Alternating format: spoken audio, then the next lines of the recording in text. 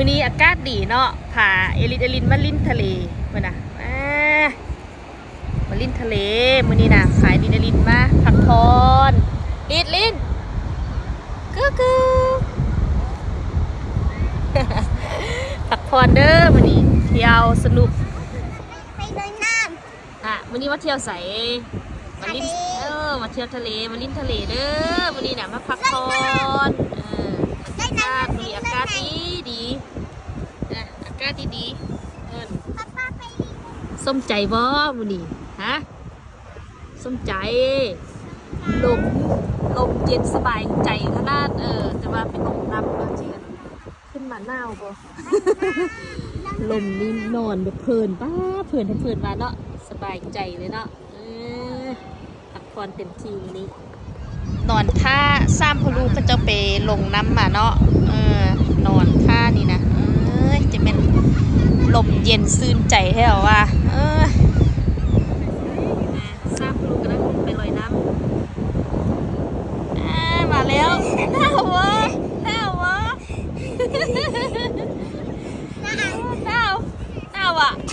โอลาลาเย็นนะปักเล่หมดเพื่อยุ่งหมดให้สมพมนะ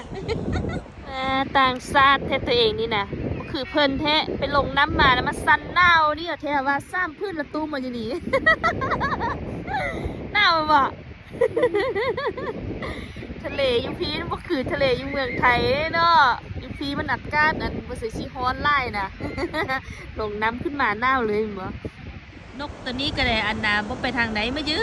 นอยู่นี่โดนเติบแล้ว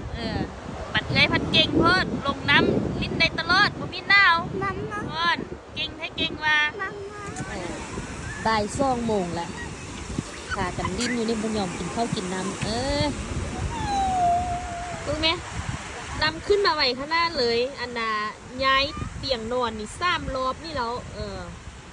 ย้าย3 รอบนี่เราได้นี่นะบ่พอ5 นาทีขึ้นมาเพิ่งมาไว้ถ้าก็2 โมงนึงเนาะเอาขึ้นมาไว้แต่ว่าจะดีบ่มีอันดอนให้อยู่เลยนี่นะมันมีแคมสายให้อยู่เลยนี่นะเป็นน้ำหมดเลยนี่นะเห็นไหมนี่ให้เบิ่งนี่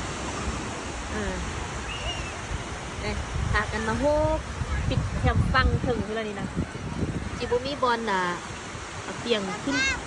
ย้ายเตียงขึ้นใส่แล้วนี่เพื่อกันนี่นำมาแล้วนี่นะเนี่ยแต่ร้านนี้บาทเดียวเห็นไหมแป๊บเดียวหนึ่งนำขึ้นมาไหวเนี่ยนำขึ้นมาจุตีนน่ะนะเอลินละนะ